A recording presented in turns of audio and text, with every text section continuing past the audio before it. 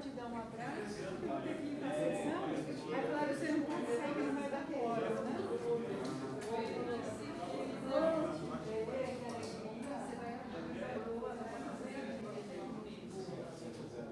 Eu vou falar só para te receber, aí lá no braço nosso vai ter você sabe que temos três que são esse vai capitão, já conheço, eles ficam mais assim. Claro que não deu fora, né?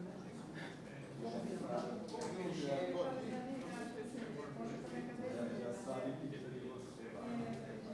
você estava sofrendo. Olha, deu vontade. E aí, eu vou você não sabe que dá para chegar melhor. Dá para chegar melhor. Vai ser dia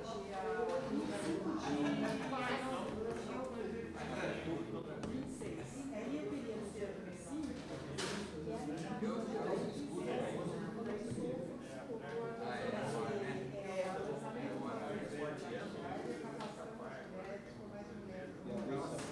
A Lúcia falou assim, eu estou aí com uma convivência. Eu estou com uma palestra no outro,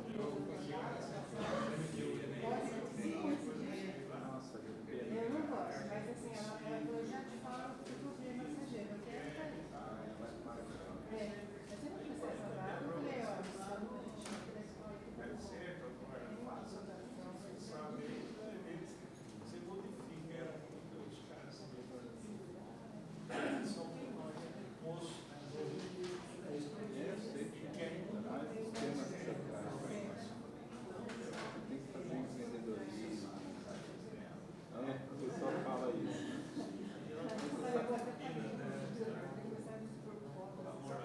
Não que tenha.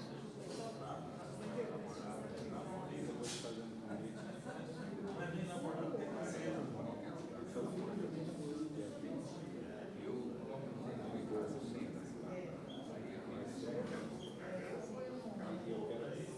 Bom, eu vou te convidar provavelmente para estar na mesa.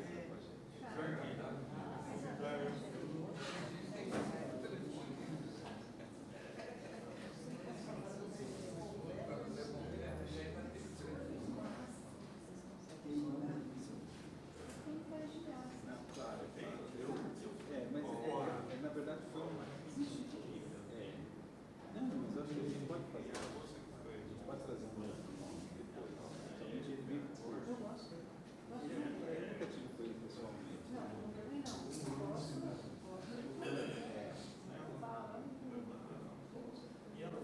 Ele é preparado. Eu acho que a gente vai ter uma boa aula só lá do curso que está trazendo. E vai ser aqui na sua casa. Então eu falei, vai ser segunda-feira. Eu queria te trouxe aqui.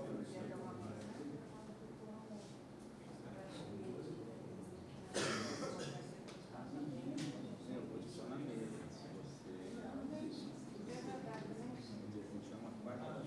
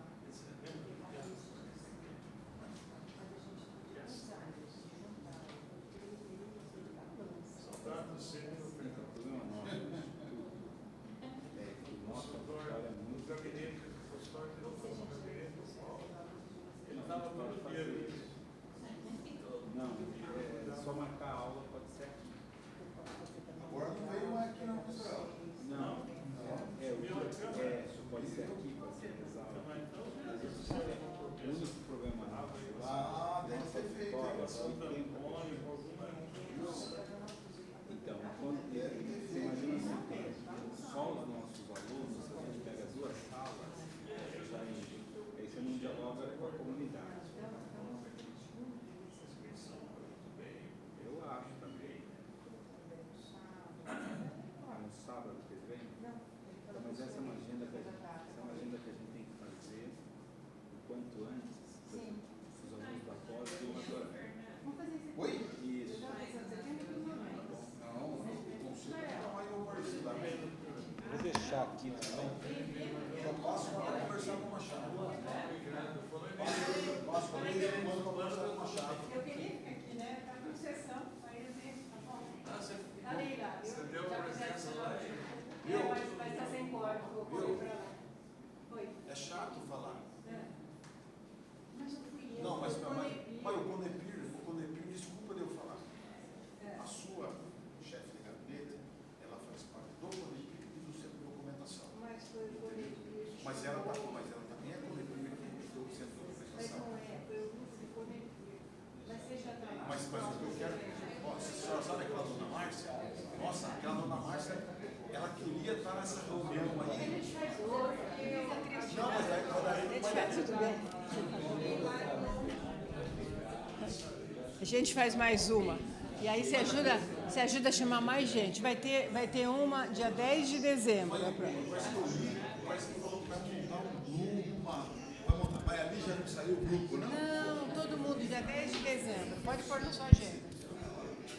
10 de dezembro. Pode ir. Pessoal, boa noite.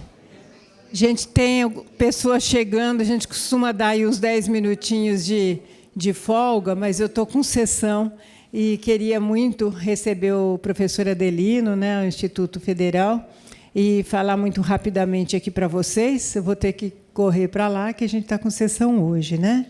Mas tem alguém que está vindo pela primeira vez aqui? Tem? Não, olha, está no meio. Faz 2 anos e meio aí que... 2 anos e meio que a gente está bastante ativo aqui com a escola. Então, os conteúdos são sempre em 3 diretrizes principais. É a questão da promoção da cidadania, fortalecer a liderança e difundir cultura. E as 3 coisas estão muito ligadas, né? Porque eu acho que, para qualquer defesa, posicionamento, sem conhecimento não se faz. E sem sensibilidade também, na direção da equidade, da dignidade humana, também não se faz.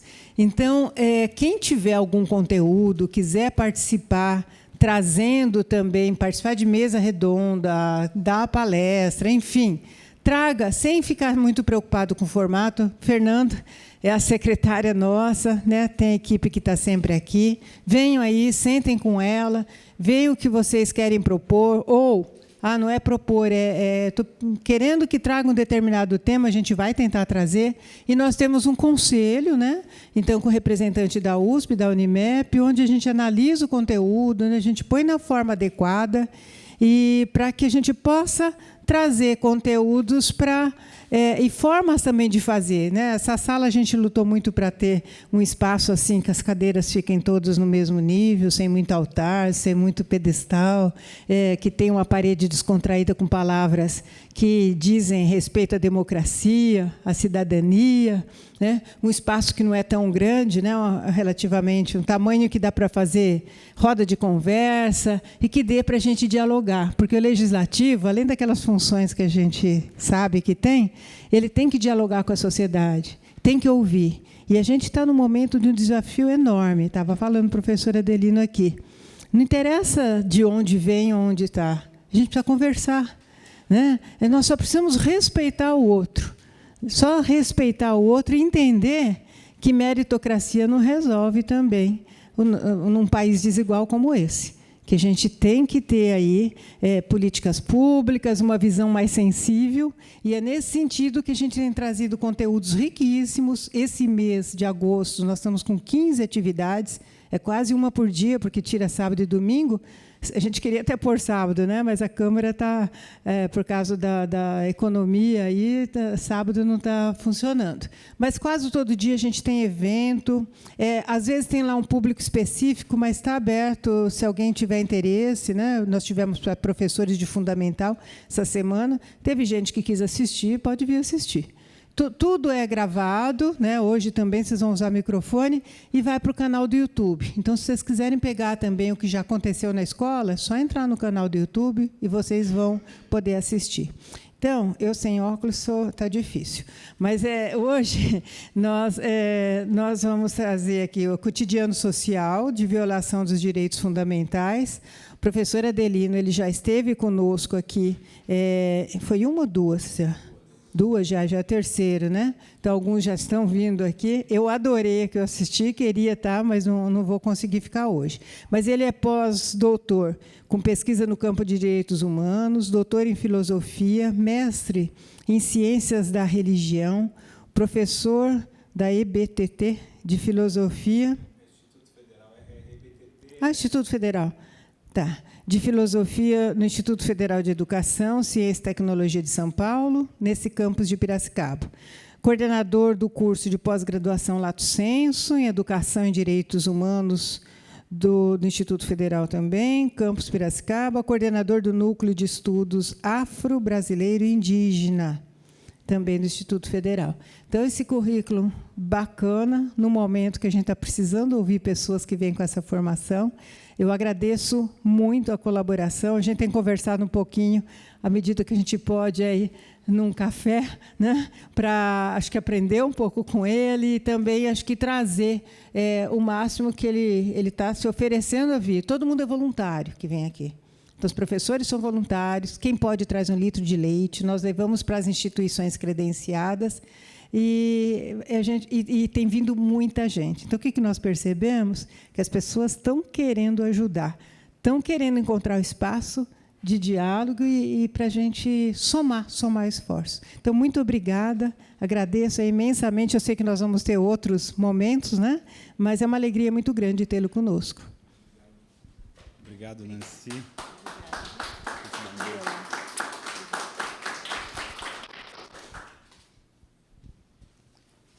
Pessoal, então, boa noite. É uma alegria a gente conseguir chegar a esse terceiro encontro. E, para quem veio pela primeira vez, na verdade, nós construímos uma trajetória que começamos uma discussão talvez mais conceitual no primeiro encontro, a partir do conceito de dignidade humana. No segundo, avançamos, né, para uma... tentando trazer, eu diria assim, o quanto os direitos humanos impactam, né, na nossa relação social, na nossa maneira de organizar a sociedade. E hoje, eu diria que é um encontro mais duro, porque a gente vai falar do cotidiano, de uma realidade de violação de direitos. Talvez tenha sido, de todos os encontros, o mais fácil de preparar, porque há uma fartura, né, de material, e eu escolhi um percurso para esse nosso encontro, né, que vai trabalhar com algumas reportagens de jornal, trabalhar com charge, para a gente ver como é que vai se construindo na nossa sociedade um certo imaginário em relação aos direitos humanos. Mas a gente vai fazer isso com calma. Antes, eu queria agradecer a presença de cada um de vocês, ex-alunos, né? Alguns ex-alunos, outras pessoas que eu estou conhecendo agora, outras pessoas muito ilustres, né? Agradeço, eu diria assim, a confiança de estar aqui para discutir conosco esse tema. A gente precisa fazer um agradecimento inicial à vereadora Nancy, que tem feito esse trabalho aqui na Escola do Legislativo, né? A Escola do Legislativo, aonde ela tem sido implantada, né, e Piracicaba demorou para ter uma Escola do Legislativo, tem feito um trabalho muito interessante no campo da formação política, da defesa dos valores, né, relacionados à cidadania. Quer dizer, esse é um espaço fundamental na nossa cidade e talvez até, poderíamos dizer, nesse contexto difícil, né? É muito bacana ouvir a vereadora Nancy falando que tem feito vários encontros, né, e as pessoas têm respondido. Quer dizer, isso a gente tem sentido, né? Há um movimento de busca, né? Apesar do cenário macro ser tão difícil, talvez, né, no micro, né, na localidade, na nossa cidade, nós consigamos construir outros espaços de reflexão, de debate, né? E esse movimento em defesa da democracia, que é o tema que deve unir todas as frentes, né? A gente tem dito que, independente da leitura agora partidária, né, se há um tema que deve nos unir, é o tema da democracia. Então, é importante estarmos aqui hoje à noite, é importante os outros espaços que nós vamos aí construindo, né? Então, agradeço ao espaço aqui da Escola do Legislativo. Cotidiano social de violação de direitos fundamentais é justamente isso. Como é que a gente percebe, ou a gente poderia fazer uma pergunta diferente, como é que alguém não percebe, né, essa rotina, essa dimensão mais diária, né, do dia a dia, que vai não só violando direitos, né, como usurpando, como negando, né, os direitos que são fundamentais e até direitos básicos. Mas há um imaginário que é construído, e esse imaginário ele cumpre a função, inclusive, de referendar, né, a violação dos direitos. Quando a gente fala em direitos, a gente discutia isso no nosso primeiro encontro, as pessoas tendem, né, a sociedade contemporânea tende a ligar com uma leitura de privilégios. Então, outro dia eu estava dando aula no Instituto Federal, e até um colega professor terminou uma aula, e aí a lousa estava escrito lá direitos fundamentais, o professor entrou um pouco antes de eu sair e falou, olha, deve ser interessante essa aula, né, mas eu queria saber, o senhor também fala dos deveres, né? Então, há essa leitura que está sendo posta na sociedade, que diz assim, olha, se diz muito em direitos, mas se fala pouco em deveres, né? Como se nós tivéssemos uma sociedade, de fato, plena em direitos, né? É evidente que a discussão e a defesa de direitos básicos e fundamentais passa por uma leitura cidadã que inclui uma percepção também dos deveres, né? Mas os deveres, principalmente, de uma sociedade para com aquela parcela da população, parte da população, que é alijada dos seus direitos, né? E aí eu comecei a falar isso para o professor, falar, não vou poder ficar para a aula, né? Mas essa provocação vem o tempo inteiro. Então, eu vou percorrer um pouco isso, demonstrando essa dimensão de como a sociedade tem desconstruído o conceito de direitos humanos, e tem construído um imaginário que leva à brutalidade e à violência. Eu vou pegar aqui.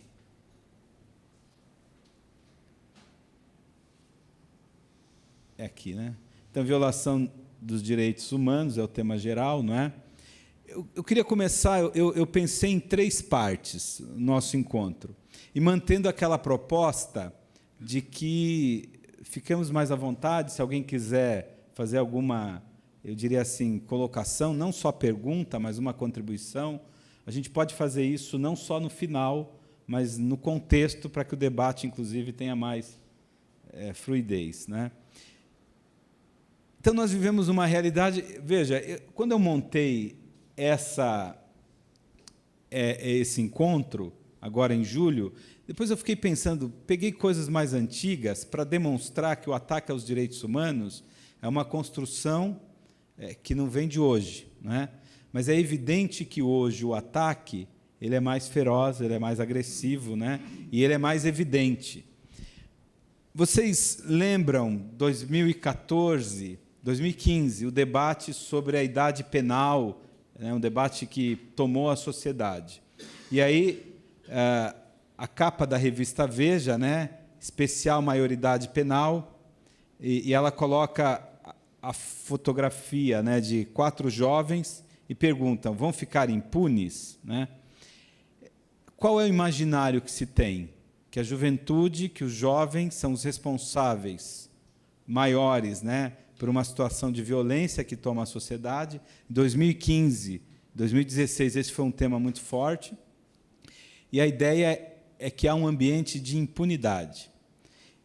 Eu queria apresentar, é evidente que a gente poderia já fazer uma discussão aqui para dizer que a revista se equivoca, né?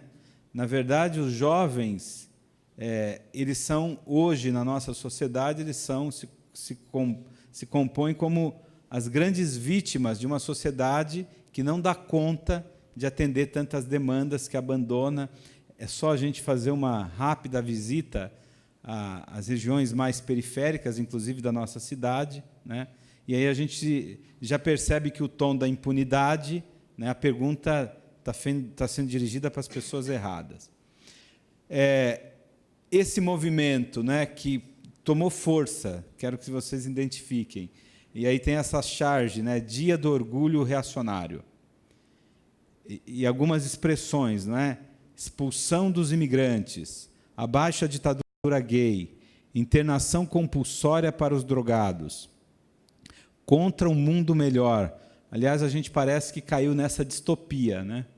Abaixo o sistema de cotas, viva o Tea Park, fechem as mesquitas, abaixo a educação sexual nas escolas. Essa charge é de 2016. É incrível, né? Como ela se tornou, eu diria, mais pesada, mais atual, né? E como esses temas, eles ganharam legitimidade. Agora parece ser legítimo, inclusive, né, o atual governo tem assumido de forma muito clara, né, discursos carregados, né, discursos cheios de preconceito, e avoga aquela ideia, né, acabou o tempo do politicamente correto, né, pode-se falar o que quiser. Mas tudo isso é uma construção que vai nos levando a perceber os direitos humanos como algo ruim, né? Vou avançar um pouco mais. Direitos humanos sob ataque. Cada cidadão de bem armado é um aliado na defesa da lei e da ordem. Campanha do armamento. Essa campanha do armamento não tem a ver ainda com o decreto presidencial, né? É anterior. Eu me lembro que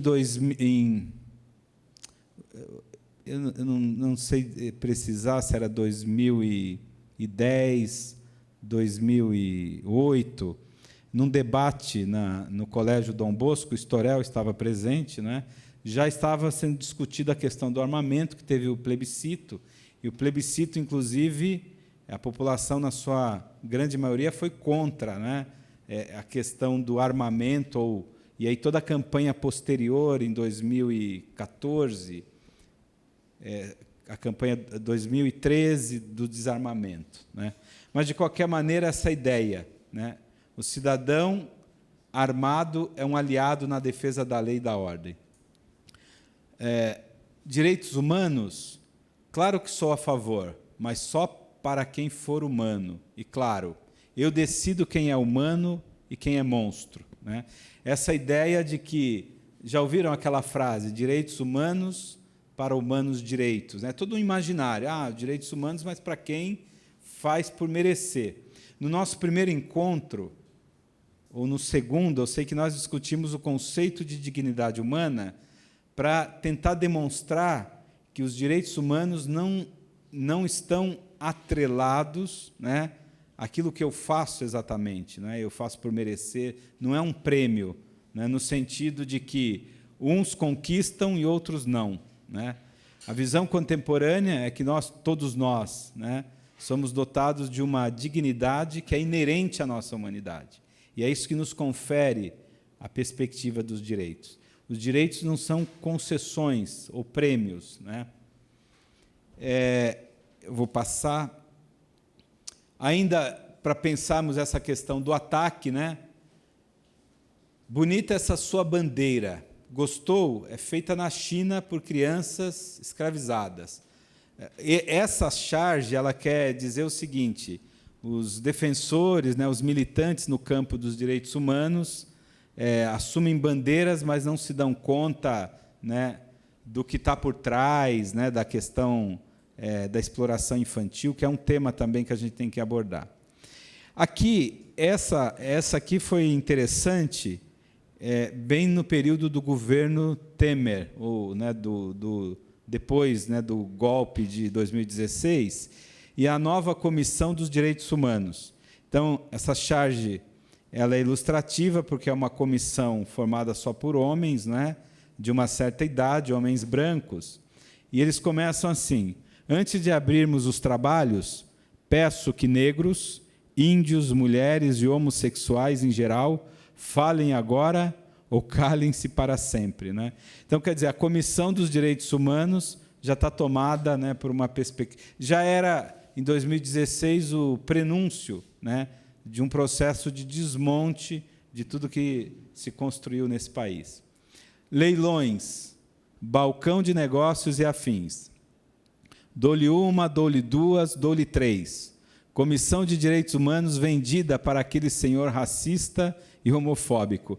Então, é uma série de charges que queriam demonstrar o quanto se descaracterizou no país a constituição de uma comissão em prol dos direitos humanos. Nós chegamos ao ápice de tudo isso, né, com a nomeação da ministra atual e a mudança do status, né, da Secretaria Nacional de Direitos Humanos. Ainda direitos humanos sobre ataque, né, mostra um policial e no cacetete direitos humanos. É a ideia que os direitos humanos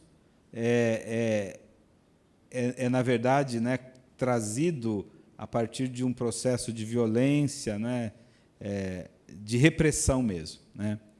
Meu cliente torceu o pulso enquanto carregava as joias da família que ele matou, em uma mala que, data vênia, não possuía alças ergonômicas. Daí ele diz assim: isso é um absurdo. Concedo uma pensão vitalícia por invalidez, mas multa por danos morais. Por que essa charge ela é importante? Porque ela está querendo demonstrar que o tema dos direitos humanos ele é a favor única e exclusivamente daquele que comete o crime, né? Então, aquele imaginário, ela reforça a ideia, olha lá, direitos humanos só serve para proteger bandido, não é isso que as pessoas ouvem, não é? Então, a gente vai poder discutir isso com mais calma, mas essa ideia que reforça que o tema dos direitos humanos não atende à sociedade em seu conjunto, né? Esse tipo de representação, que parece engraçado, as pessoas dão risada, é isso mesmo, quando ele aparece numa charge, vai reforçando um imaginário, uma representação, né? E as pessoas passam a operar. Existe toda uma leitura hoje que as pessoas aprendem mais com desenhos, com charges, né? Por isso que na rede, principalmente no WhatsApp, né, essa comunicação que é muito superficial, mas que é muito eficiente, que vai construindo um registro, né? As pessoas não têm a disposição e nem, muitas vezes, nem a formação para ler um texto muito longo, ou para ler qualquer texto, né? Então, a comunicação por meio de imagem é uma comunicação que cola mais, né? E que aí reforça todo o imaginário. Tudo para a sua greve, aproveite. Então, está dizendo aqui que a questão dos direitos, da greve, das reivindicações, dos movimentos, ou movimentos sociais, é apenas uma questão de negócio, né? Salários dignos, salários decentes, descontos não, queremos aumento, salário, não aos cortes. Mas, no final, a charge ela tende a ridicularizar e a colocar numa situação menor as grandes lutas, né? A gente pode pensar o seguinte: essa mensagem rápida e visual, ela cria um efeito com tamanha eficiência que a população ela passa a assumir um discurso sem se dar conta do conteúdo desse discurso. Eu vou dar um exemplo que eu acho que é bem ilustrativo, que nós estamos vivendo, né? O governo federal ele fez uma campanha, aliás, desde 2000 2016, um pouco antes, 2015, nós estamos ouvindo falar da necessidade de uma reforma da Previdência. O tema da reforma ganhou peso depois do golpe de 2016, né? E foi ensaiado, teve a reforma trabalhista, depois foi ensaiado, o governo Temer perdeu a força na Assembleia, não conseguiu, e o governo atual trouxe o tema da reforma logo de início, né? E foi aprovado essa semana, sem nenhum aditivo, sem nenhuma alteração.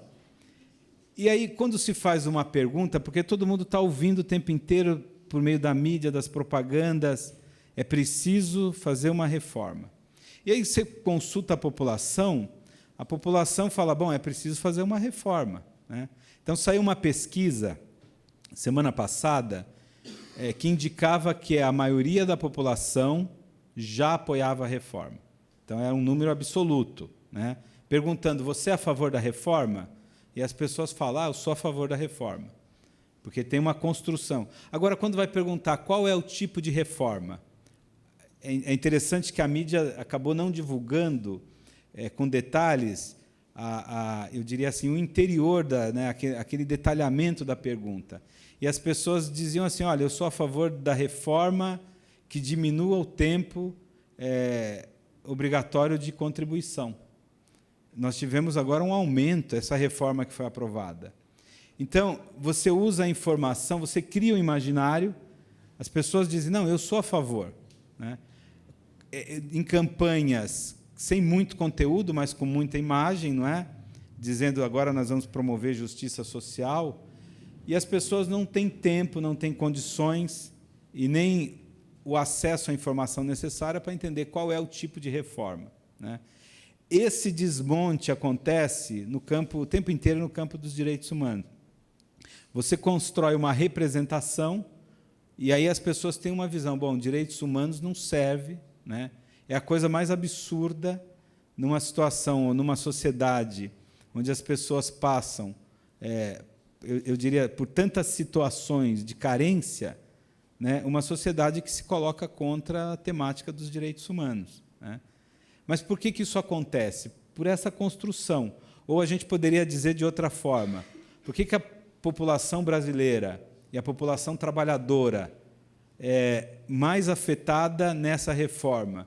Porque vai perder salário, vai perder em aposentadoria. Se a gente fosse discutir esse tema, aliás, é um tema muito oportuno, mas vasto, né? Mas por que a população apoia? O governo começou agora a campanha do desmonte das universidades públicas, das federais. Eu trabalho no Instituto Federal, a gente tem acompanhado muito, mas quando você se depara com a propaganda, né, o tema que eles inventaram, a Futurice, não sei se vocês já ouviram falar, e aí você vai ler o conteúdo, não tem conteúdo, é um PowerPoint, não é? Mas que tem um impacto, né, eu diria assim, no imaginário, aquele impacto da modernização, né, a questão tecnológica, agora o Brasil vai, não é? Mas o que está por trás é o desmonte das nossas estruturas, que ainda são insuficientes. Nós deveríamos estar discutindo agora como é que nós vamos ampliar vagas, como é que nós vamos ampliar investimentos em universidade pública, né?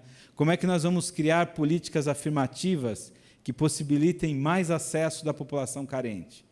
E aí nós estamos desmontando tudo isso, né? E com uma aura do quê? Agora é o futuro, né? Então, as pessoas tendem a, no geral, apoiar, mesmo aquelas que são as mais prejudicadas, porque se cria uma representação sem conteúdo nenhum, né? Eu coloquei aqui que a desconstrução dos direitos humanos ela passa agora um pouco mais, talvez, de teoria.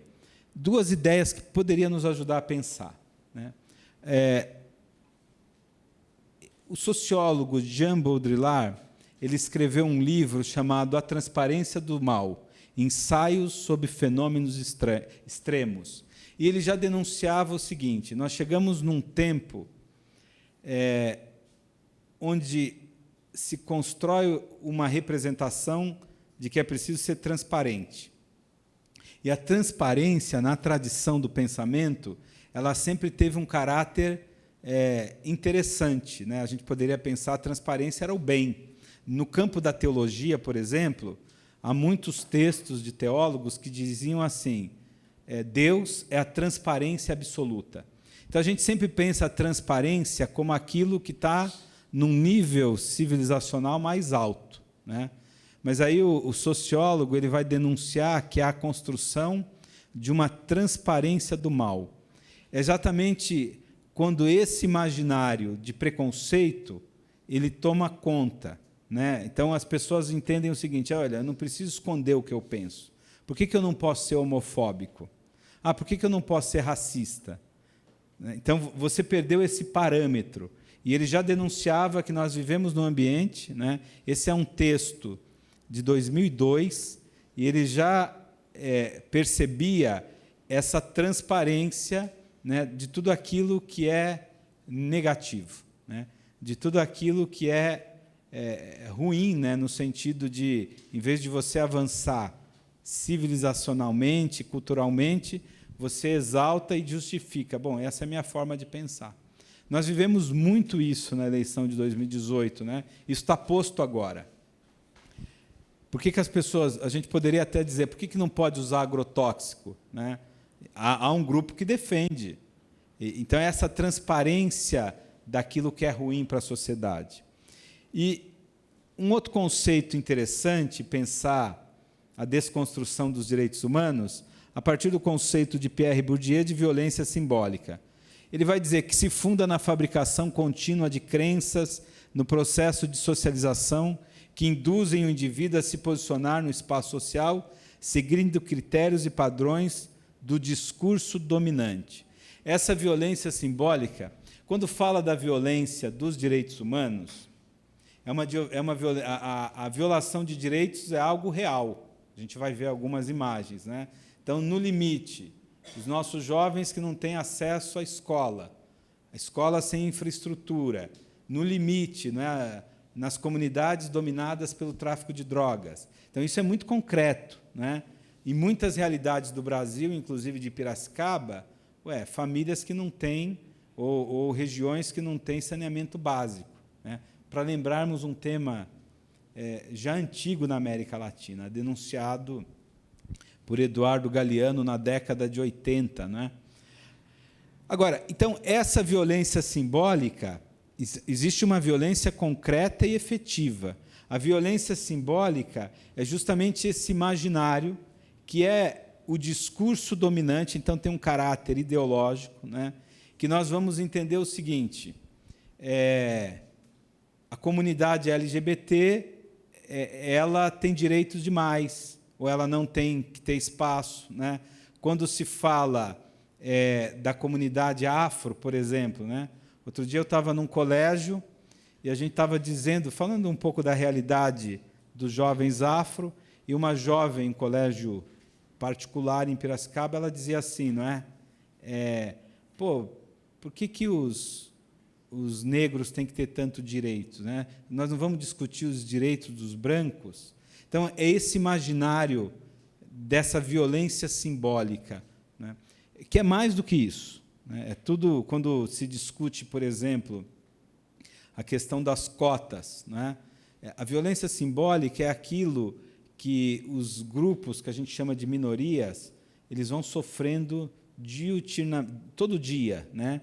Eles vão sofrendo, o sujeito que é bloqueado para entrar num prédio, são as piadas que se conta, né? Aliás, o atual governante ele está reivindicando o direito de contar piadas. Quando se fala assim do maranhense, né, que é tudo Paraíba, essa é uma construção da violência simbólica, né? De um discurso dominante que tende a diminuir a representação do outro. Né? Você quer falar aqui?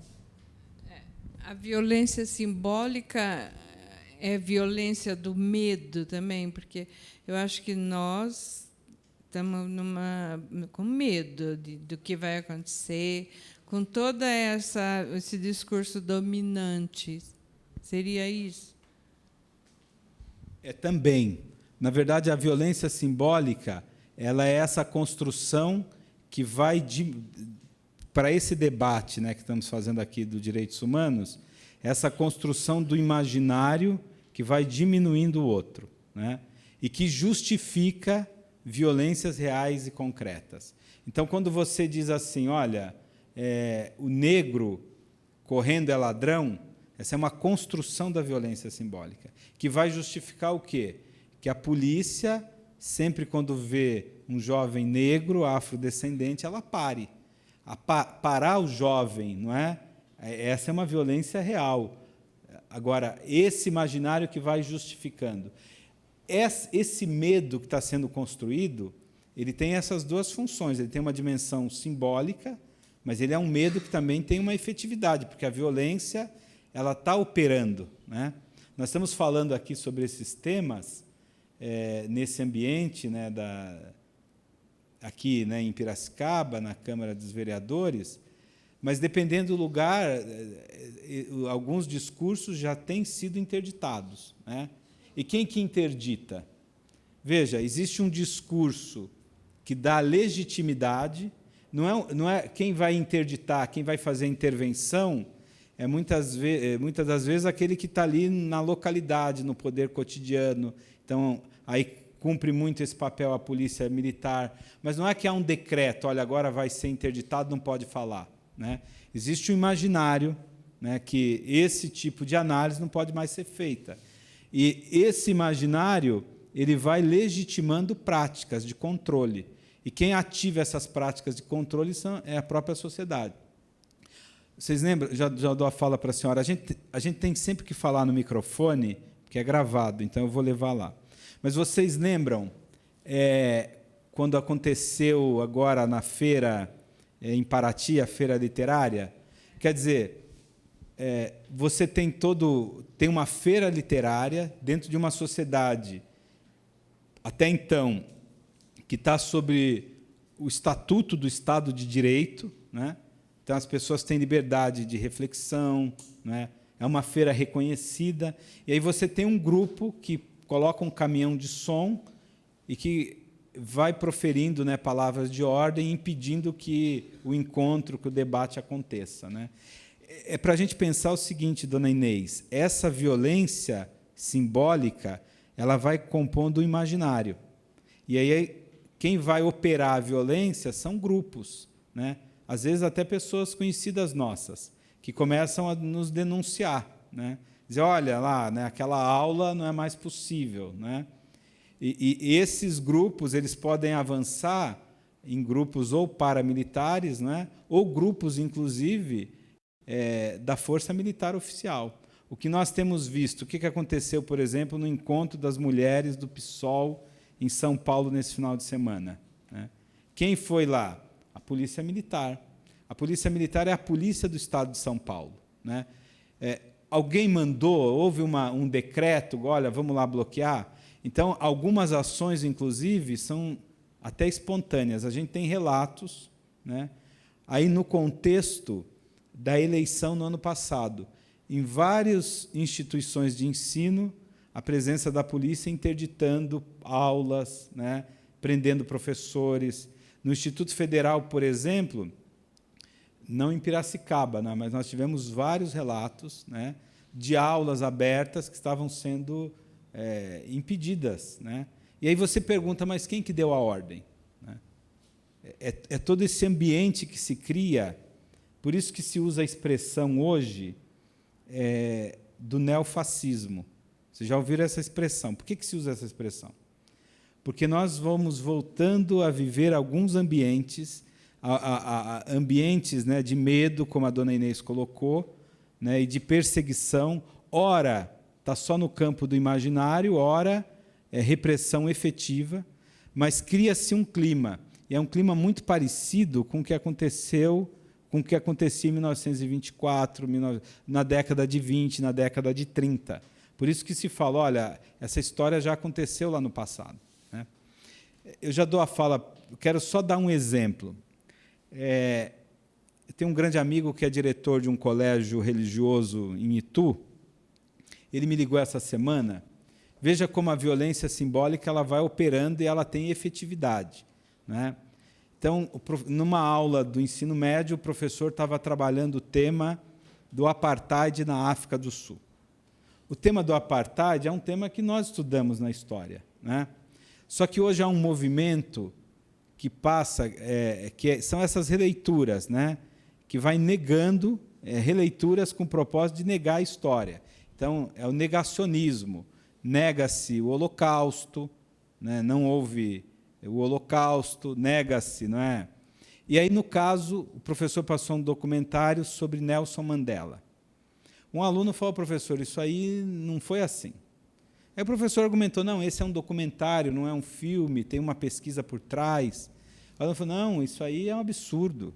Nelson Mandela não passava de um líder como um menino de 16, 17 anos, né?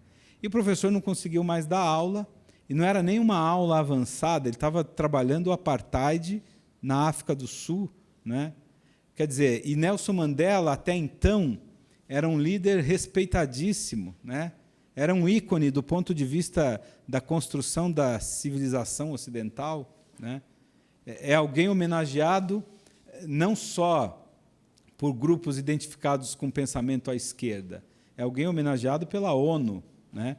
E com tudo que a ONU representa do ponto de vista da construção também do mundo liberal, né? Mas o que eu quero dizer é isso. Então, e aí o aluno interditou a aula, porque um grupo, não, a gente não aceita, e teve coro, né, dos outros colegas. Então, esse imaginário ele vai dando efetividade, né? Posso passar o microfone para a senhora?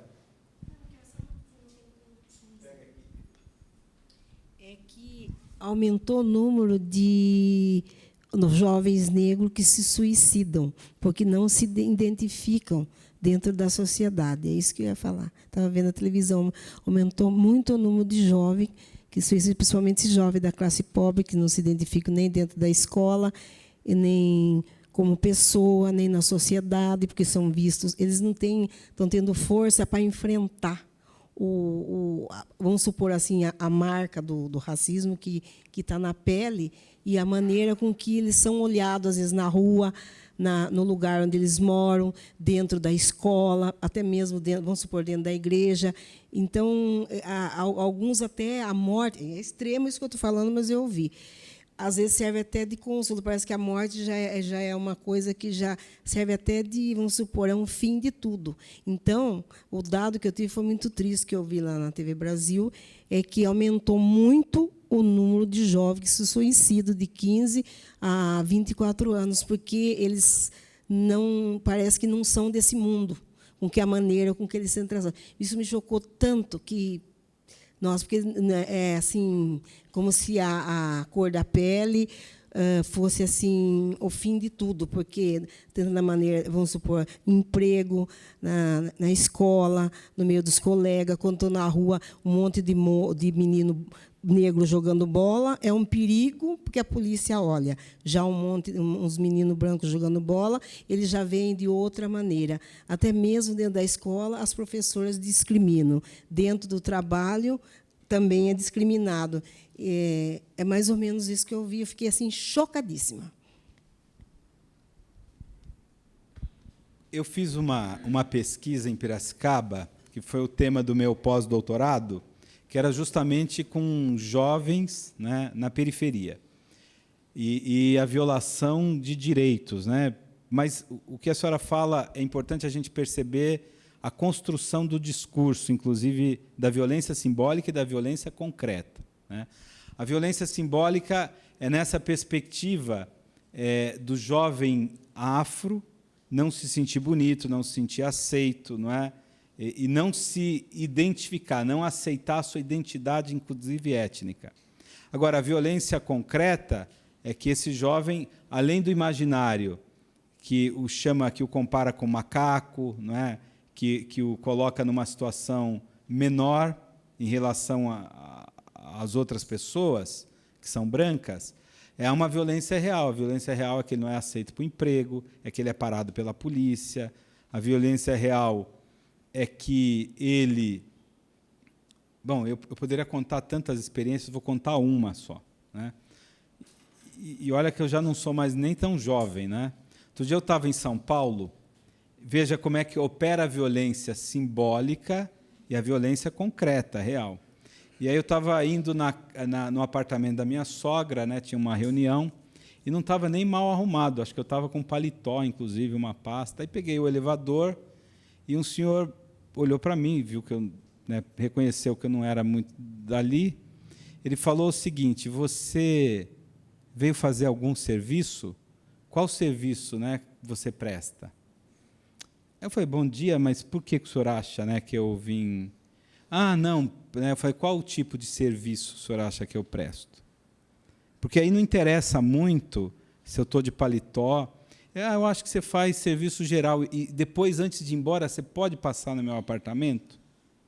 Que eu estou com um probleminha no gás. Daí, bom, aquilo, eu falei: olha, senhora, isso é... Eu nunca vi uma coisa tão absurda, né? Eu falei: por conta da minha origem afro, o senhor já... Eu vou lá prestar, arrumar, fazer serviço. Bom, aí a conversa ficou, fechei, né, a cara, e ele pegou e disse assim: não, mas eu não sou racista. Aí ele segurou o elevador: espera aí, não é isso, é que eu nunca te vi no prédio, né? Inclusive, aí ele piorou. Inclusive, eu fui amamentado por uma negra, né? Quem me Eu falei: pelo amor de Deus, né? Mas eu estou dizendo que, veja, essa é a violência simbólica quando se fala de autoestima, né? Mas é uma violência real também. É uma violência concreta, né? E aí, quando a senhora traz esse dado, é evidente que nós vivemos no Brasil e no mundo contemporâneo, são questões importantes se analisar. Um grupo, principalmente entre a população jovem, não é? Uma falta de elan pela vida, de entusiasmo, né? Então, você tem vários grupos, o suicídio tem aumentado, né? É um mundo que não se torna mais interessante, né? As pessoas preferem... É uma doença. Agora, em alguns grupos, quando você pega a população indígena, né, os jovens afro, quer dizer, as motivações são diferentes, né? Mas isso também tem atingido, inclusive, jovens de classe média, jovens brancos, né? Essa questão do suicídio é um tema que a gente precisa analisar no sentido, né, da preocupação qual é o tipo de sociedade que nós estamos construindo. Também. A questão do suicídio em geral, né? Eu vou avançar um pouco mais. Então, agora eu queria mostrar alguns exemplos. Se a gente pensa que os direitos humanos estão sob ataque, como é que se dá a violação dos direitos, né?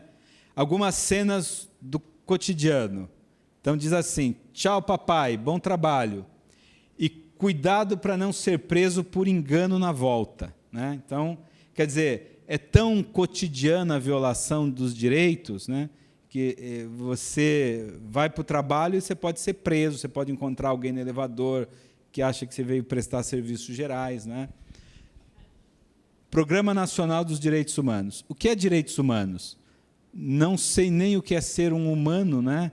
Quer dizer, essa é uma realidade cotidiana. Aqui em Piracicaba, por exemplo, tem aumentado exponencialmente o número de moradores de rua, de pessoas, né, em situação de rua. Quer dizer, essa é uma questão, né, que é uma violação cotidiana. A gente nem se depara mais. Eu, por exemplo, moro aqui na Governador. A violência ali naquela região central, né, a comunidade trans, a comunidade LGBT sofre, quer dizer, nem existe política pública, é como se não fosse um tema da sociedade de Piracicaba, né? Aliás, o discurso que se faz é o discurso moral, né? Não há um enfrentamento. A gente poderia dar muitos exemplos nesse sentido. Eu vou avançar um pouco mais, porque eu quero depois trazer alguns dados, né? O cotidiano de violação dos direitos humanos e esse novo plano de direitos humanos. Relaxa, ele só se aplica a quem é humano, né? Então, quer dizer, direitos humanos, olha essa cena, né? Onde estão os direitos, né? E aí, lendo um pouco a Constituição, todo brasileiro tem direito à moradia. E aí, quase sonhando, ela diz, né? Agora lê aquele pedaço bonito que fala de comida, de saúde, né? É evidente que esse tema, quando lê, não é, a questão do direito à moradia, do direito à saúde, do direito à educação, é um tema, ou do direito, por exemplo, à aposentadoria, né? Nós temos a Constituição de 1988, que ela tem eu diria assim, um direcionamento, né? Uma perspectiva, a construção de uma sociedade fundada no direito e no princípio de solidariedade. O que se desmonta hoje é até esse ideário de solidariedade, né? Essa questão de que eu não sou responsável, né, pela situação de miséria do outro. Pois não, vou passar para a senhora, é muito importante. Então, falar direito e educação. Eu acho que não existe coisa mais assim fora de propósito quando numa creche você arruma vaga para uma mãe que vai trabalhar, você pede olerite, sendo que a criança já tem o direito resguardado pela lei. Você vai pedir lerite da mãe, quanto que está ganhando, para comparar quem vai com a creche e quem não vai. Eu acho isso, vai contra a Constituição, isso daí. Está violando o direito da criança, porque ela, independente se a mãe trabalha ou não, se ganha pouco, se ganha muito, porque para sobreviver, você tem que ter salário. Tá? E se você perder emprego, você fica sem o básico, que é a comida, que é a moradia. Como que você vai comparar quem ganha mais com quem ganha menos? Com a mãe que... Eu não sei quem foi que pôs isso vai contra. A Constituição é o direito da criança ter direito à creche. Viu? É uma coisa completamente fora de propósito. Vai aqui o meu repúdio a isso.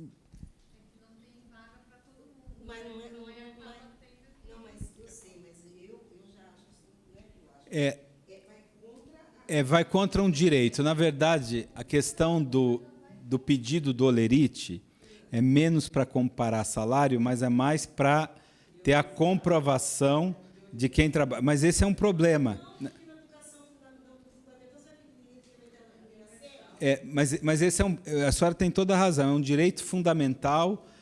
A criança tem que ter direito ao acesso à creche, à escola, não é? Então, quando você não tem a criação de vagas, o que se fez? Qual foi a política adotada? A mãe que não trabalha ou fica só um período, não é? E não tem a integralidade da vaga na creche. Mas essa é uma atitude, é uma decisão política que contraria um direito fundamental, que é o direito da criança à creche. Que vem, inclusive, da Declaração Universal. Você quer falar? Tem sempre que falar no microfone. Não, é que essa questão, esse tema tem sido debatido, porque o direito à creche, assim como o direito à saúde, depende da concretização de políticas públicas, e isso é dever do Estado. Então, seria dever da prefeitura garantir o direito o acesso dessas crianças à creche. Então, a gente estava numa discussão um dia desses na Câmara, e uma pessoa colocou que porque ficou meio polêmico uma situação aqui em Piracicaba, que o prefeito ele determinou que as mães que não comprovassem que estivessem vinculadas na carteira de trabalho a um emprego, elas não teriam direito à integralidade da vaga. E daí essas mães elas tiveram essa integralidade cortada porque elas não comprovaram, mas muitas estavam procurando emprego ou estavam trabalhando como diaristas ou fazendo bico. Então, elas foram duramente prejudicadas porque elas precisavam trabalhar. E daí algumas se organizaram, vieram aqui, algumas conversaram com alguns vereadores, outras foram discutir lá no Centro Cívico, algumas se organizaram e procuraram o Ministério Público, que ingressou com uma ação, pedindo, junto à Vara da Infância, o direito a essa vaga integral. Aí a prefeitura teve que devolver a vaga.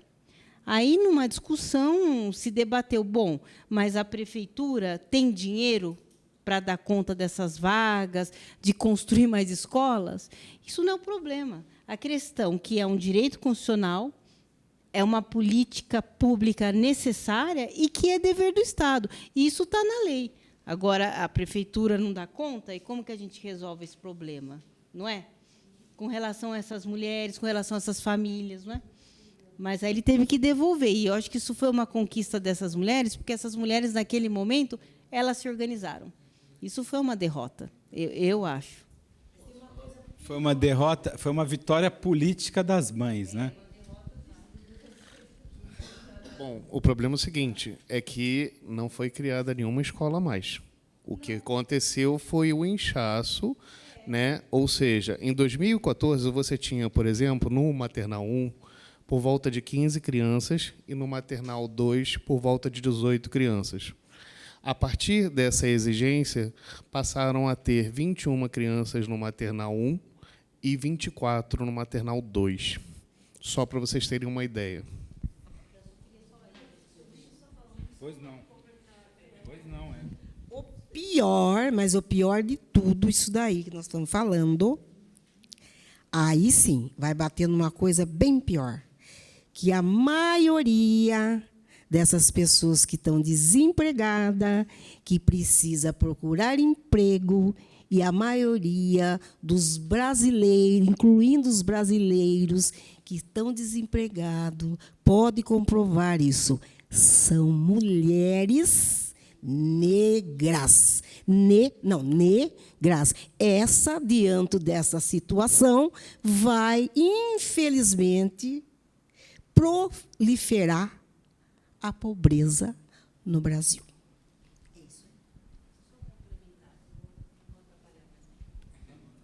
Não, até complementando o que o senhor falou, eu acho que a violação do direito não é só a violação à família, à criança, que fica sem a vaga. É a violação também da integridade física, mental e emocional do professor, que tem que dar conta de uma sala com muitas crianças, né? Aliás, a criança é violada porque você não vai ter um profissional para dar conta daquela demanda, que ela precisa de muita atenção, e você também vai ter um profissional estressado, cansado, angustiado. Então, 2 vezes o poder público viola esse direito do profissional. Então, e aí, outra questão é que, na verdade, isso acontece, a gente sabe por quê, né? Porque você cortou o investimento, tem todo esse discurso que vamos cortar o investimento da educação superior para transferir para a educação básica. Mas qual que é a contradição? Isso já vem acontecendo há muito tempo, né? Só que agora o discurso se agravou e, na prática, isso vem se arrefecendo. Foram cortados 48 milhões, né? 389 milhões da educação básica. Para quê? Para pagar a emenda parlamentar para aprovar a reforma da Previdência. Então, a questão é assim, eu acho que o Estado tem que construir, de forma planejada, racional, escolas, não é? E garantir a vaga. Isso é um dever do Estado. Até onde a gente sabe, e que está lá na Constituição, agora se estão desmontando a Constituição, retirando os direitos, daqui a pouco eu acho que eles vão discutir, eu acho que educação não tem que ser um direito universal, como daqui a pouco esse tema vai para a saúde, a gente vai ter uma sociedade tomada pela barbárie, não é? Eu acho que essa é a ideia, mas eu acho que esse ponto que o senhor colocou é certo. Empurrou com a barriga e o quê? E você viola o direito de quem? Do educador, não é? Do educador que tem que dar conta, daquilo. Não só do educador, né? De toda a equipe. Da equipe. O que acontece? Você numa creche, você tem merendeira, você tem os auxiliares, você tem o pessoal de serviço, você tem os escriturários. Então, não é simplesmente um professor. Tem toda uma cadeia de educadores que ficou sobrecarregada graças a simplesmente um toque de mágica. Mas não se procurou recursos para resolver o problema. Você criou uma situação, uma solução paliativa. Agora, o que é interessante nessa discussão, a gente falou do tema da educação só, né, e das crianças. Desse tema da educação aparece uma série de outros problemas, né, que a gente percebe que, quando fala em violação de direitos, há uma complexidade ali para você pensar a questão não só da criança, da mãe, a questão dos profissionais que são envolvidos, não é? E a senhora trouxe um outro tema, que é fundamental. Quem são as pessoas mais atingidas? Porque essa discussão das políticas afirmativas, é uma discussão que tem que ser, eu diria assim, tem que ser feita, né? Mais do que feita, já discutimos tanto ao longo de tantos anos, né? Precisamos implementar políticas, porque aí traz o tema da mãe, da mulher negra, né, que mora na periferia, a questão, inclusive, do plano diretor da cidade de Piracicaba, como é que as periferias estão cada vez mais isoladas, né? Nós, por exemplo, estamos lá no Instituto Federal, os nossos alunos simplesmente não chegam, né? Então, você tem uma cidade do tamanho de Piracicaba, onde as pessoas demoram mais de 2 horas, o aluno vai começar a aula 12h30, ele tem que sair 10h30 de casa, né? Então, quer dizer, esse é um problema muito sério de como a cidade tem... Não é que ela foi concebida, de como ela tem sido e continua sendo, né? Como está sendo a distribuição aqui no centro, que você tem toda a infraestrutura necessária, né? Morando cada vez menos pessoas, os bairros... Bom, então, para dizer que o tema da violação cotidiana, cada um de nós poderia dar muitos exemplos, né? Porque é só andar pela cidade que nós vamos nos deparando com uma realidade que é brutal, né? PM usa bala de borracha para conter rolezinho em shopping. Esse aqui eu coloquei porque eu quero discutir com vocês.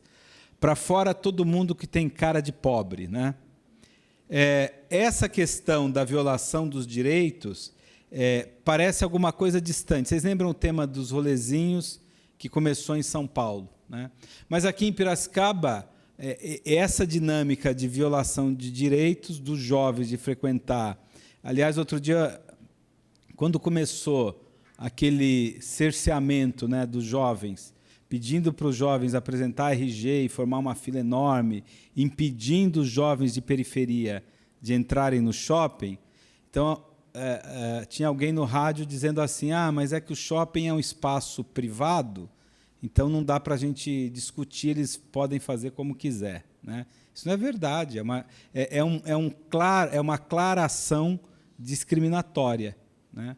E que a sociedade de nós, piracicabanos, fomos vendo isso, né? E, bom, né, qual foi a reação mais de denúncia mais dura, né? Qual foi a reação?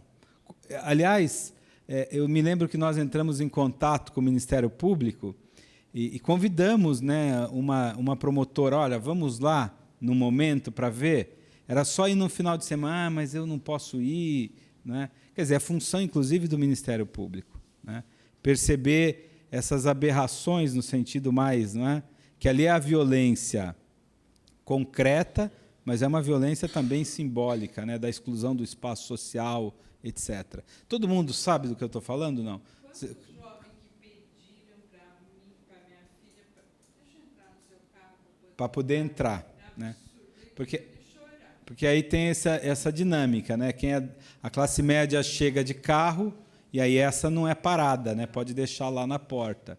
Agora o jovem que vem de ônibus aí tem todo o transtorno de não poder entrar, né? E o constrangimento, a exposição, né? Você tem que chegar muito mais cedo.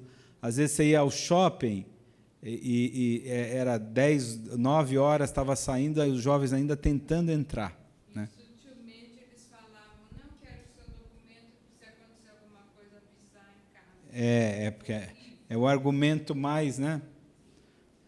Chora não, filho, um dia seu pai vai ser muito rico e você vai poder ter todos os direitos humanos que quiser. É esse imaginário de que direito, né, é apenas para uma determinada parcela ou classe social, né? Eu queria fazer uma discussão com vocês, então, para não parecer que há uma visão idealizada, né? Quando a gente debate direitos humanos, ou a questão dos direitos fundamentais, né, há uma discussão aí na história da filosofia que já demonstra que a construção do conceito de direito é uma construção abstrata, porque é isso que a gente está vendo. Por exemplo, nós vivemos num país que está fundado, né, que tem uma Constituição, e que tem toda uma estrutura de direito, né? Mas esse direito ele só existe em determinadas circunstâncias. Então, eu queria só lembrar a crítica, né, do Marx, quando ele escreve, né, na introdução à crítica da filosofia do direito de Hegel. Então, ele trabalha o direito como ideologia e o direito como fetiche. Não é? Ele vai dizer que o direito, a ideia do direito, é uma abstração porque ele não se torna efetivo. Né?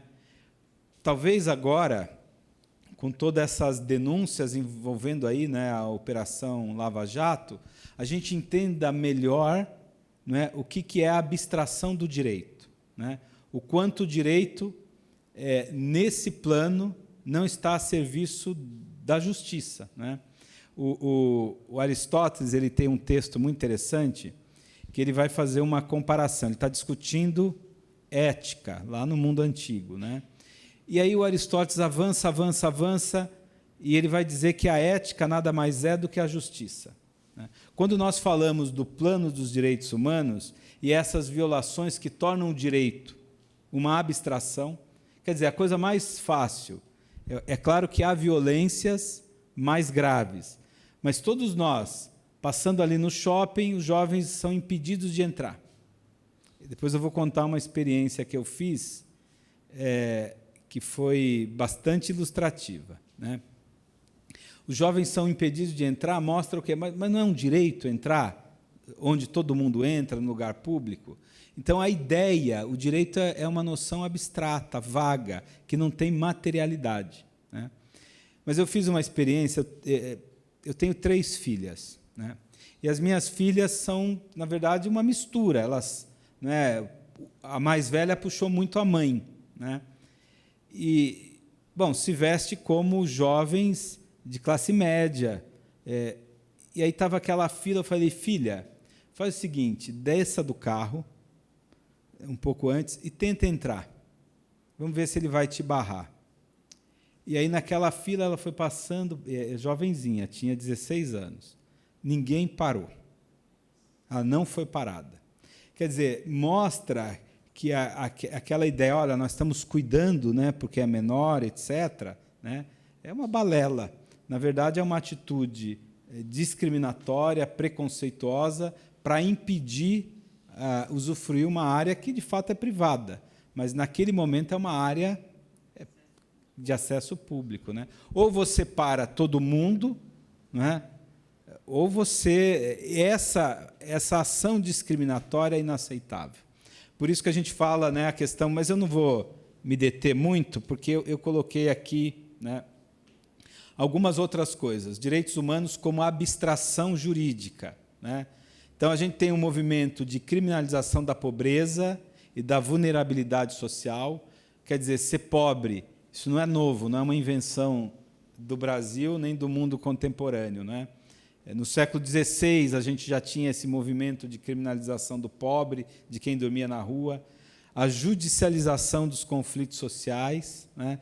A ausência de uma perspectiva de justiça social a partir de projetos políticos de uma sociedade que trabalhe numa perspectiva da alteridade, de reparar. Né?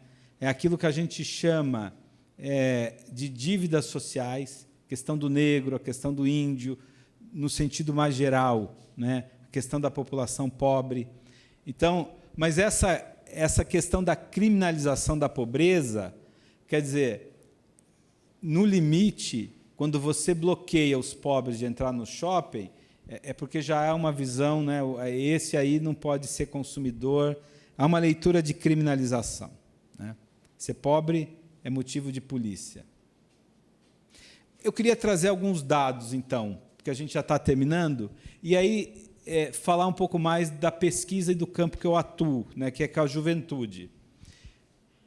Veja aqui, só para corroborar um pouco a fala daquela senhora. Essa violação dos direitos para alguns grupos, considerados, né, as minorias sociais, ela é mais evidente, ela é mais perversa. Né?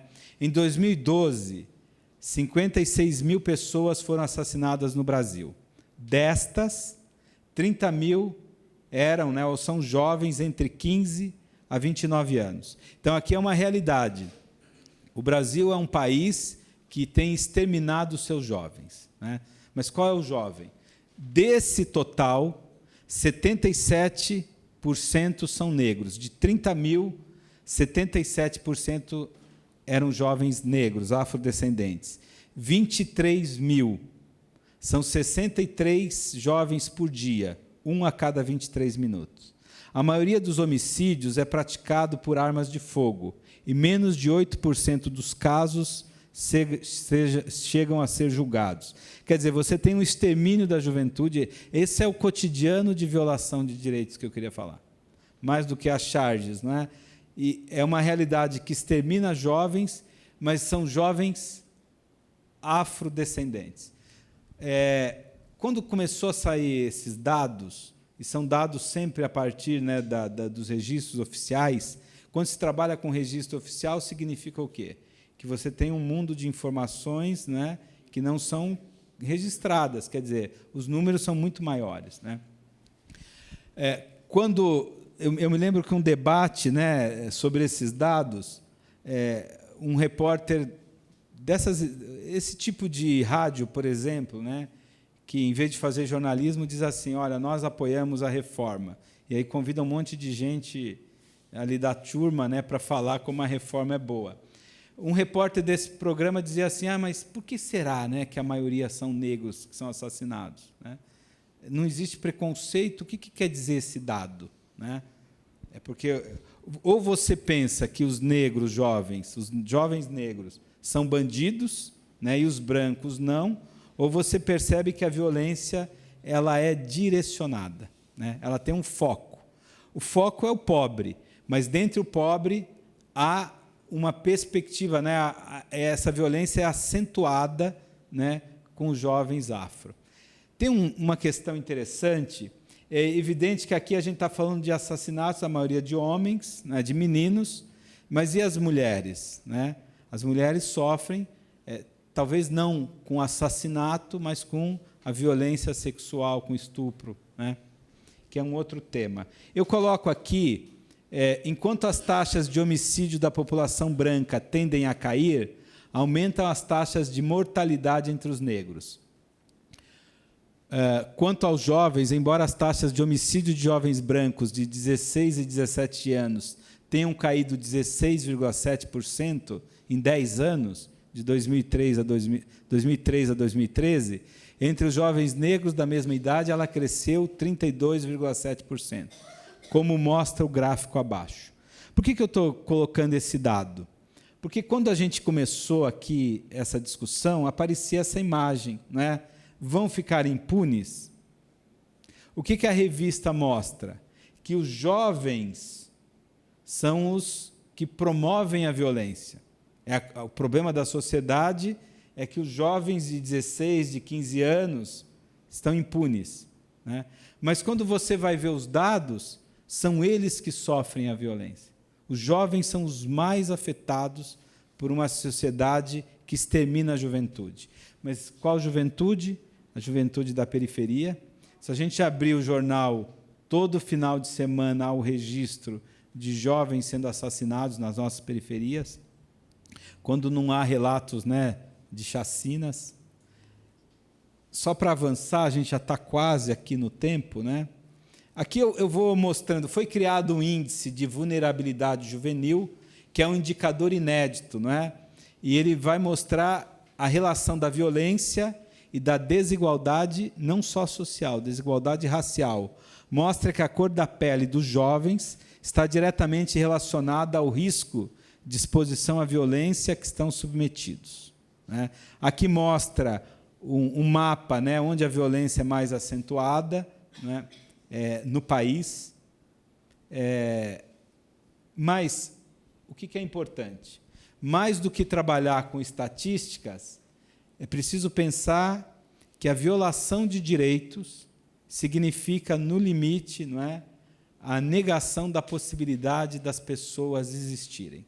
Então, às vezes a gente trabalha com números e eu não sei se daria para fazer esse exercício. Eu estava dando uma palestra para um grupo ligado, né, aos temas, né, da africanidade, da consciência negra, e aí, quando você tem um público, principalmente um público de periferia, é muito fácil você dizer, você lembra, você sabe o nome de um jovem que foi assassinado? Então, numa sala com mais de 60 pessoas, mais de 70% dos presentes conheciam algum jovem da periferia que tinha sido assassinado. Então, mais do que trabalhar com estatísticas, a gente precisa pensar, né, nessa dimensão de vidas que são negadas, né? Quando se fala em negação de direito, no sentido mais geral, né? Por exemplo, a gente agora vive a reforma da Previdência, ou a gente vive o desmonte das universidades públicas. E aí o governo ele tem sempre esse discurso, olha, é preciso fazer um esforço agora, um sacrifício para que o país possa avançar. Como se você não estivesse se dirigindo a uma população que, historicamente, sempre fez sacrifício, né? E quando você pede o sacrifício, é sacrifício do quê? Qual é o sacrifício que está sendo pedido, né? Quando você não investe, por exemplo, em educação, tira do jovem o direito à educação, qual é o sacrifício que você está pedindo? É o sacrifício da vida dele, né? Na verdade, não está pedindo menos do que, olha, entregue a sua vida, mas a vida é o único bem, né, que nos possibilita, inclusive, né, a existência. Quando você nega as possibilidades da vida avançar, quer dizer, o que você está oferecendo, né? Então, às vezes a gente não se dá conta disso, né, da gravidade do que nos é pedido, nesse sentido. Olha, abra mão agora, mas abrir mão agora quer dizer o quê, né? Nessa reforma, por exemplo, né, onde você faz um cálculo de 65 anos e 40 de contribuição. Quem que consegue isso, né? Quem que vai poder se aposentar, que não tenha uma previdência privada, né? Aliás, a proposta do Guedes lá, da capitalização, é uma loucura. Quer dizer, como é que a população pobre vai poupar o dinheirinho para a vida inteira? Primeiro, que rompe com uma ideia fundamental, que constrói a sociedade, que é a perspectiva da solidariedade. A Mônica conhece bem o tema, né, Mônica? Então, a perspectiva da solidariedade, né? E a ideia ilusória é que eu vou guardar o dinheirinho e isso vai dar conta, né, quando eu parar de trabalhar algum dia, né? Para as nossas categorias, os nossos jovens, né, que começam a trabalhar efetivamente, apesar de todo o sistema de proteção que deveria existir, com 14 anos, sem registro, né? Lá no Instituto nós temos muitos alunos que vão fazer estágio, mas, na verdade, já são trabalhadores efetivos. E a família passa a depender daquele dinheirinho que o jovem ganha. E aí ele tem uma escolha, ou não tem a escolha, não é? Outro dia eu estava conversando com um aluno do integrado em manutenção mecânica. E aí ele vai fazer um estágio para ganhar 1.200. E ele fala, pô, Adelino, mas eu preciso, porque aquele dinheirinho, 1.200, passa a ser fundamental para a manutenção da casa, né? Mas, para ganhar os 1.200, ele tem que deixar a escola. E aí, qual é a perspectiva de futuro? É o resto da vida. Agora, os 1.200 parecem interessantes, né? Mas, com 30, com 40 anos, como é que você se... O que eu queria mostrar, de maneira geral, é que nós nos deparamos e vamos nos acostumando, inclusive, na elaboração dos discursos, com essa dinâmica da violação dos direitos, né? Isso está colocado. Toda a sociedade ocidental é assim? Não. Porque nós, brasileiros, talvez aqui o imaginário, o grande imaginário da América Latina, é que nós criamos uma ideia que a desigualdade é algo não só natural, né? Nós naturalizamos as desigualdades, né? E a desigualdade se tornou uma dimensão banal, né? Não há solução. Bom, o mundo é assim mesmo, né? Outro dia tinha um pastor ou um bispo numa televisão dizendo, né? Mas até Jesus disse que sempre vão existir pobres. Então, nós vamos com esses discursos justificando uma estrutura de desigualdade, como se o não acesso aos direitos... E quais direitos? No limite, o direito de ser gente. Ser gente, comer, dormir, né? Poder se desenvolver, poder estudar, né?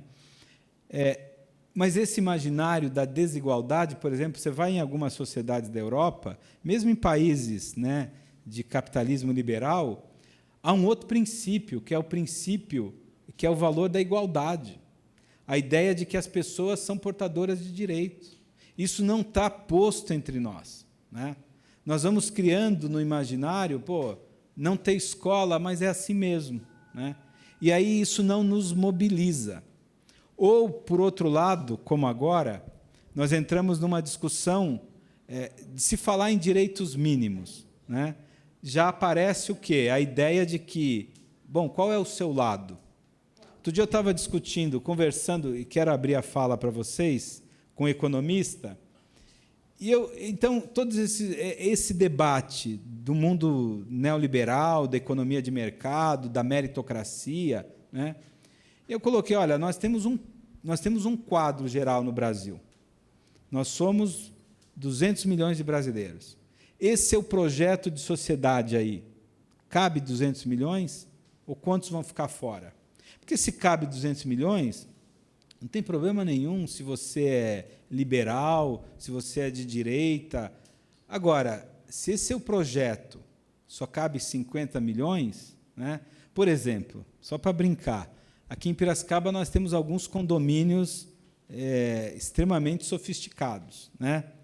Não tem problema nenhum as pessoas viverem em casas enormes, em condomínios, mas é possível os 350 mil piracicabanos viverem bem assim? Se for possível, está bom. É isso que a gente quer, né? Então, quando se fala em escola, se disputa aqui em Piracicaba, né, essas escolas que cobram, não é, valores altos, a gente tem que discutir. Os professores lá também recebem, né, condizente com a estrutura da escola, mas esse modelo de educação aí, dá para ser para todo mundo ou é só para quê? Então, quando se fala em direitos humanos, é essa perspectiva básica. Não está em pauta se você é socialista, se você é capitalista. A questão é, como é que nós vamos construir uma sociedade que dê conta de assegurar os direitos para a população em seu conjunto? Não é isso? Não sei se... Então, quando nós vamos nos deparando com situações de violação de direitos, e quando se fala em violação de direitos, a gente pensa o morador em situação de rua. É evidente que ali é uma situação limite. Ou o jovem que é vítima, né, da violência, ou do tráfico de drogas, ou da violência policial. E, no limite, qual é a perda maior? A perda maior é a vida, né, quando ele é assassinado, né? Mas essa violação de direito, é isso que eu queria falar, às vezes ela acontece de maneira mais sutil, né, no dia a dia. E essa violação também precisa ser denunciada e combatida, né? Essas estruturas que impedem o jovenzinho de ir ao shopping, essas estruturas, né, que impedem ou que força o jovem em tenra idade, né, infante ainda, a ter que trabalhar, né, ou quando o governante diz, né, que o trabalho infantil não é um mal, dentro de uma realidade que a gente sabe, né? Então, esse quadro, mas eu ia contar uma coisa para terminar, né? Paradoxalmente, de maneira contraditória, tem aumentado, então, as situações, agora está ficando mais frequente, você vai num restaurante, uma criança vem vender o amendoim, não é? Que é o trabalho infantil que vai sendo recolocado, não é? A fome que voltou. Mas, e quais são as estruturas de proteção? Quero só dar um exemplo, né? Por exemplo, a nossa cidade de Piracicaba, se de um lado tem aumentado a população em situação de rua, as estruturas da sociedade para dar conta da demanda dessa população, ela vai sendo desmontada. Eu vou dar um exemplo muito simples, né? Quando se fala em direitos humanos, você fala do direito, inclusive, básico. Qual é um direito? Bom, eu tenho, como ser humano, eu tenho necessidades, inclusive, fisiológicas. Eu preciso ir ao banheiro, né? Em Piracicaba, nós vivemos, então, o desmonte das estruturas, né? E eu queria lembrar, quando ali aqui no centro, na Boa Morte, se desmontou aquele banheiro que ficava em frente à igreja dos frades. Vocês lembram disso? Né? E as pessoas falam, porque é um problema, né? Um morador de rua usava e aquilo ficava fedido. Quer dizer, também tirou? Então, é muito interessante, não é? Para a gente perceber o seguinte, mas essa população não tem um direito básico de ir ao banheiro? Quer dizer, a nossa sociedade, ela vai, além das estruturas que geram desigualdade, a nossa sociedade ela vai se tornando empedernida. Essa falta de sensibilidade, ninguém se mobilizou para dizer, olha, não vamos destruir o banheiro aqui no Bom Jesus, não. Né? Aliás, diga-se de passagem, os católicos que me desculpem, né? Nem os católicos se levantaram para dizer, olha, né, em nome da caridade, nós vamos manter esse banheirinho aqui como uma ação pastoral. Né?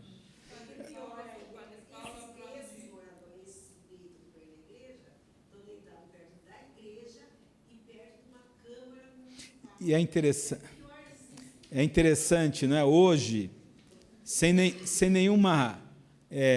sem destacar nenhum líder religioso, mas uma grande liderança no campo dos direitos humanos mundial é o Papa Francisco, que é do campo católico. Né? E o Papa Francisco ele tem feito movimentos que vão na contramão desse tipo de coisa. Eu lembrei que uma igreja lá em Capivari fez uma reforma muito grande, ficou muito bonita, e aí o padre mandou cercar a igreja inteira para ninguém, né? Porque para não ficar ali na marquise, não é? Para não se proteger. Então, nem na Idade Média. Na Idade Média, o que era a igreja? Era o lugar do refúgio. Né? Aliás, se a gente pegar na tradição grega, na tradição bíblica, né, qual é o conceito, né, de Kéfas, que é na tradição, como é que surge a igreja cristã? Jesus diz, Pedro, tu és Kéfas. O que quer dizer Kéfas? Quer dizer não pedra, quer dizer abrigo, né? Acolhida.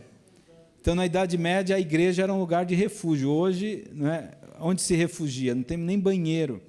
Então, esse tema dos direitos humanos e da violação no cotidiano aparece quando você tem uma população que não tem direito a banheiro. Porque se algum de nós aqui tiver vontade, necessidade de ir ao banheiro, está no centro, todo mundo bem vestido, bonito assim, você vai num bar, num restaurante, pode ir por ali. Né? Agora, um morador de rua, não. Quais são as estruturas? Eu estou dando aqui um exemplo para falar. Bom, quer dizer, quando se trabalha o tema dos direitos humanos, é preciso pensar naqueles temas macro, mas também nesses direitos fundamentais e básicos. Né? O direito de ir ao banheiro, por exemplo. Queria agradecer, não sei se alguém quer falar, eu acabei me estendendo. Na verdade, queria convidá-los para a semana que vem, é o último encontro desse bloco de 4 encontros. Né? Semana que vem é o tema mais difícil, que esse tema nasceu da semana que vem, que direitos humanos e utopia. Porque se a gente fica numa dinâmica apenas de denúncia, isso às vezes nos dá um certo desespero. Né? Hoje, mais do que nunca, nós precisamos apontar caminhos e saídas, no sentido de resgatar a utopia. Nós, no Brasil, vivemos uma grande distopia, não é? Aliás, parece que no cinema, no retrato mundial, o que é a distopia? É o futuro sombrio, é o futuro sem nenhum tipo de esperança. A utopia, ao contrário, é o futuro como possibilidade. Então, o que eu gostaria de trabalhar na semana que vem, gostaria de convidá-los, é como o debate em torno dos direitos humanos pode gerar uma sociedade no sentido de uma sociedade que inclua... Vou trabalhar alguns conceitos de solidariedade, de alteridade, o próprio conceito de utopia, para pensarmos não no sentido, talvez, de uma transformação global, mas a partir das experiências micro, né? Na nossa localidade. Como é que, no nosso contexto de Piracicaba, aliás, essa parte do contexto de Piracicaba eu vou deixar mais para vocês, porque eu quero sair daqui com algumas soluções, né? Mas esse exercício de pensarmos, não é, a utopia a partir dos direitos humanos. Tudo bem? Então, queria agradecer, né, a gente termina por aqui. Alguém gostaria de falar? Vou passar para o Storel. Eu fiquei assim bastante impressionado, né, com tudo isso que o professor colocou aqui, porque, na realidade, nós estamos vivendo uma mudança de época que não é só no Brasil, é praticamente no mundo todo, em que essas questões estão sendo... O senhor falou muito aí na violência simbólica, né? Então, eu estou lendo um livro que chama Como as Democracias Morrem. 2 cientistas políticos lá de Harvard escreveram esse livro ano passado. E eles falam da história do continente europeu, asiático, e da história do continente americano. Então, eles colocam algumas coisas que eles chamam de normas não escritas, né? A tolerância mútua, o limite institucional, que, por aquelas pessoas que têm uma aspiração ao autoritarismo, esses limites de tolerância mútua e das instituições vão sendo rompidos. E vai se criando essa coisa de que isso é verdade, é certo. Quem matou o pai do presidente da OAB foi o próprio militante, e acaba sendo verdade. Quem está falando que a Amazônia está sendo desmatada é mal brasileiro, tem que mudar o chefe da pesquisa lá do Instituto, tem que mudar a comissão da verdade. E nos Estados Unidos está acontecendo mais ou menos a mesma coisa. Agora, o primeiro-ministro da Inglaterra, da Grã-Bretanha, vem na mesma linha, França, e a coisa, então, está ficando muito preocupante. E esse livro me deixou realmente preocupado, quer dizer, até onde nós vamos. E tem uma relação muito forte entre essa questão de democracia e direitos humanos, né? Uma outra coisa um outro livro que até foi a Inês que me trouxe, de uma companheira nossa do Conselho de Leigos, lá de Guarulhos, ela fez a tradução. O livro é de um padre de Medellín, padre Federico Carrasquilla, e ele escreve a necessidade de escutar os pobres, para entender o que é o pobre. Ele coloca com uma clareza muito grande, assim, de uma forma pedagógica, a destruição da dignidade do pobre através de uma enculturação dele nesse mesmo sentido. Eu não sou nada, eu não sei nada, não tenho nada, eu não posso nada, que o próprio pobre. Então, às vezes, tentar reabilitar o pobre só com ajuda material não resolve. Tem que resgatar a dignidade dele. Isso é duro de as pessoas entenderem, né? Porque trata o pobre. Eu dou aula de doutrina social da igreja em alguns cursos aí. Quando fala dos direitos do pobre, é uma reação total. O pobre é vagabundo, não quer trabalhar, e aquela coisa toda. Então, professor, isso que o senhor colocou hoje aí, eu, inclusive, observei, falei até para o Fernando aqui, um daqueles slides aí que falava da Constituição, a data é exatamente outubro de 88, quer dizer, estava se aprovando a Constituição, 5 de outubro de 88, estava se aprovando a Constituição e o pessoal fazia os quadrinhos. Essa forma de quadrinhos é muito pedagógica e vai criando uma história, né? Então, eu queria dizer que eu fiquei muito satisfeito, feliz de poder estar aqui hoje ouvindo essa sua palestra, e gostaria de vir na próxima também para a gente ver aí essas perspectiva nutrida pela nossa esperança, né? A esperança não pode morrer nunca. Obrigado, professor. Eu que agradeço, né? Fiquei pensando em dois temas que apareceram aqui na fala do Storel.